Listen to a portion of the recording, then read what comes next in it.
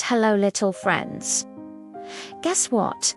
Today, we're going on a kitchen adventure to make the yummiest sandwich ever. Look at all our colorful ingredients. We have a bright red tomato, fresh green lettuce, yummy yellow cheese, and 2 slices of soft bread. Now, let's play a little game. What color is this tomato? That's right, it's red. And what about this slice of cheese?